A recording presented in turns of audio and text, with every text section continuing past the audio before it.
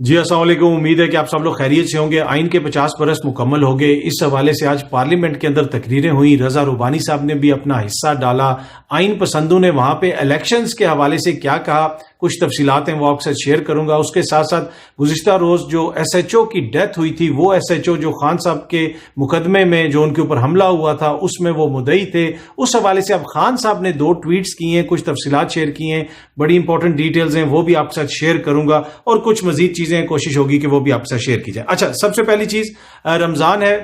میں تو سمجھ رہا تھا کہ جی وہ کہتے ہیں نا کہ رمضان کے اندر تو شیطان کو بھی بند کر دیا جاتا ہے، پھر وہ پتہ نہیں کون ہے جو ہم لوگوں کو بہکاتا ہے کہ جو چیز پہلے 10 روپے کی ملتی تھی اب 20 روپے کی مل رہی ہے۔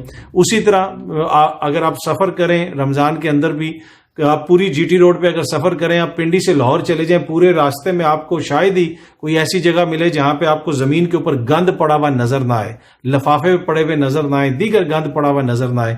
تو یہ جو صفائی نصف ایمان ہے، اور دوسرا وہ جو رمضان ہے جس میں شیطان بھی بند ہو جاتا ہے، ان ساری چیزوں کے باوجود میرے خیال میں شیطان کو تو بند کر دیا جاتا ہے، لیکن ہم لوگ کھلے اور آزاد پھر رہے ہوتے ہیں، کیونکہ ہمیں عقل، شعور اور یہ سب کچھ سکھایا گیا ہے اور بچپن سے بتایا گیا ہے۔ کیا یہ صرف ورڈز ہیں، ان کے اوپر ہم نے عمل بھی کرنا ہے، یا صرف یہ سننے کے لیے، لکھنے کے لیے اچھی اچھی چیزیں جو ہمیں بتائی جاتی ہیں؟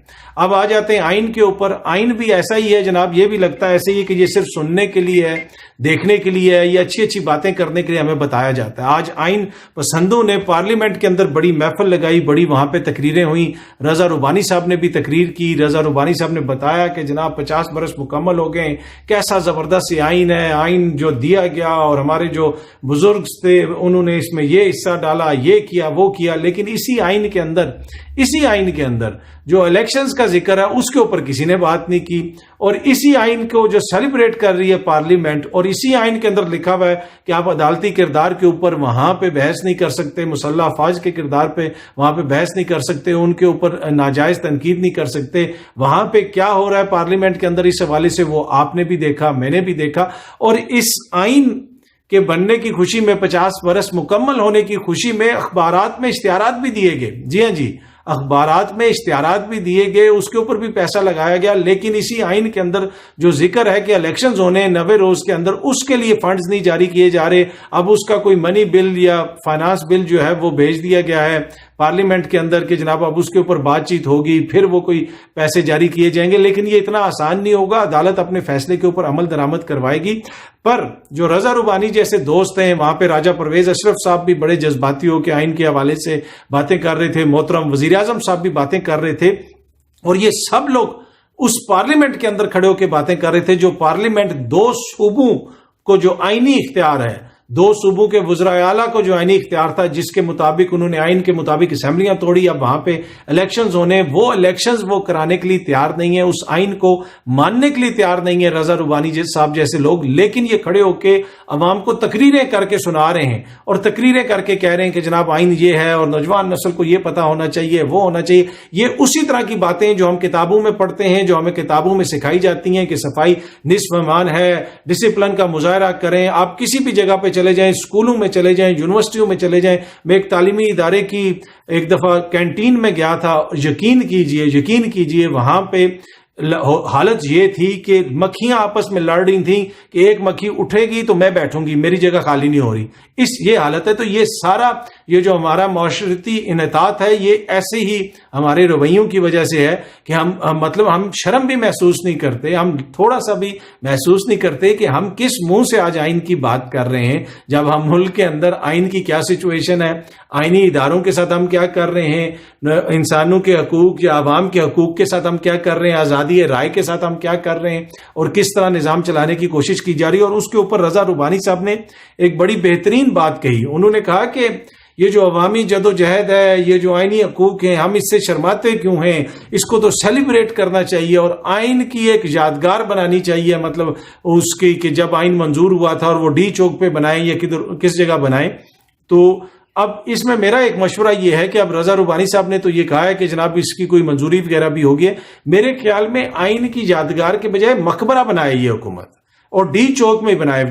उधर आइन को दफन तो आप लोगों ने पहले ही कर दिया, अब वहां पे यादगार नहीं मंजूरी की, आइन मंजूर होने की यादगार नहीं, वहां पे आइन का मकबरा बनाए, इसलिए कि आइन वहां पे दफन हो चुका है। इस वक्त पार्लियामेंट के अंदर ही दफन हुआ है, पर चलें थोड़ा सा बाहर आप उसका मकबरा बना दें।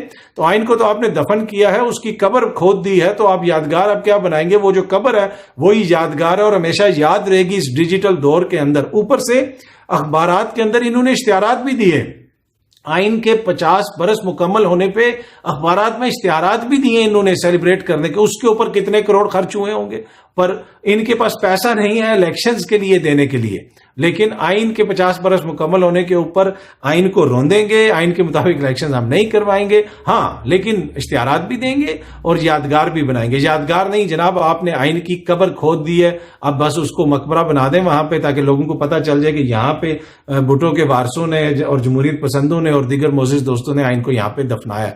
पर एनीवे, रजा रुबानी साहब ने एक तारीफ बनती है उनकी, बाकी तो सारी तारीफें बनती, बड़ी अच्छी उन्होंने बातें की, और इंतहाई शुस्ता अंग्रेजी और इंतहाई शुस्ता उर्दू में बड़े मोजिज तरीके से इस तरह पेपर हाथ में पकड़ के उन्होंने तकरीर की।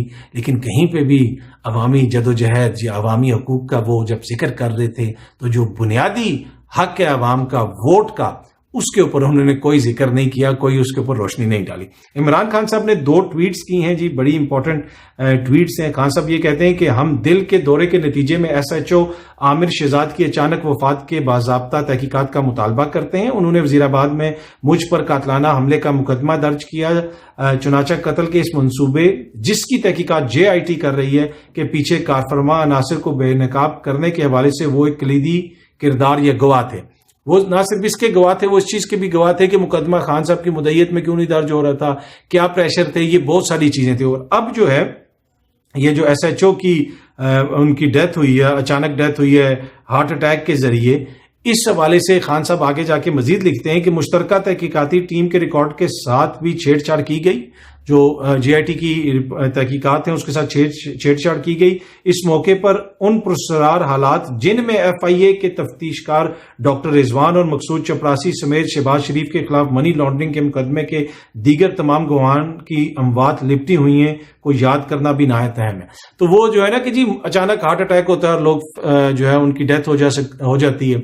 इस हवाले से पहले भी सवालात उठ रहे हैं डॉक्टर रिजवान की, मकसूद चपरासी की जी, और खान साहब तो ये बाकायदा इल्जाम लगाते हैं कि ये लोग कोई ऐसी चीज है जो लोगों को दी जाती है जिसके बाद हार्ट अटैक हो जाता है। और वो ये भी कहते हैं कि मेरे खान साहब से बार बार पूछा जाता है कि ये क्या खाता है और ये और वो इस तरह की। अब ये इल्जामात हैं, अब मौत कैसे हुई इसकी तहकीकात होंगी तो पता चलेगा। डॉक्टर रिजवान के ऊपर किस किस्म के प्रेशर थे, उनको क्यों अचानक हार्ट अटैक हो गया, मकसूद चपरासी को क्यों हो गया।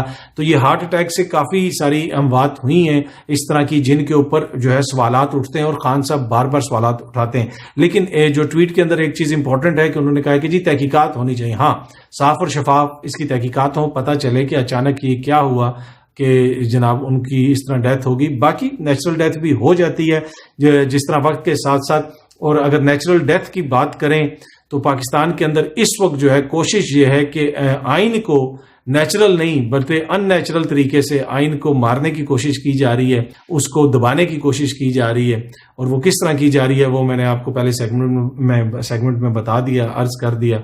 और उसमें कलीदी किरदार कौन है? कलीदी किरदार वो हैं जो आज आइन का जश्न मना रहे हैं पार्लियामेंट के अंदर, ये आमरों को कहते हैं। उधर खड़े होकर रजा रुबानी साहब ने आमरों के ऊपर तनकीद की, डिक्टेटर्स पे तनकीद की। ये 18वीं तरमीम का क्रेडिट लेने वाले रजा रुबानी साहब जो हैं उनको इतनी तौफीक नहीं हुई कि वो खड़े होकर उधर यही कह देते कि हाँ इसी आइन के मुताबिक जो इंतखाबात हैं वो वक्त पे होने चाहिए। और आज रजा रुबानी की हुकूमत और रजा रुबानी के ये जो आइन पसंदी है वो इंतखाबात की राह में रुकावट है और ये कहते हैं हम पैसे जारी नहीं करेंगे। लेकिन दूसरी तरफ जो है बड़ा वाज़ेह हुक्म है, ये अदालत के हुक्म को इस तरह नजरअंदाज करने के लिए पार्लियामेंट के पीछे नहीं छुप सकते। हर जो है ना इनकी एक खूबसूरती है, आइन शिकनी करो आइन के पीछे छुप के, जमहूरियत से दुश्मनी करो जमहूर के पीछे छुप के। मतलब ये कैसी आइन और आइन पसंदी और कैसी जमहूरियत है जहां पे आइन को रोंदा जा रहा है और जमहूर को वोट का हक नहीं दिया जा रहा। पर ये सब कुछ रजा रुबानी साहब जो हैं वो आइन के नाम पे करना चाह रहे हैं, उनकी हुकूमत आइन के नाम पे करना चाह रही है। इतना तो क्रेडिट आपको देना पड़ेगा उनको कि ये आइन पसंद हैं। जो भी अगर आइन के खिलाफ भी कोई काम करें तो आइन के जिक्र के बगैर नहीं करते। امید ہے کہ یہ ویڈیو آپ کو پسند آئی ہوگی. بہت جلدی آپ سے پھر ملاقات ہوگی. Thank you so much.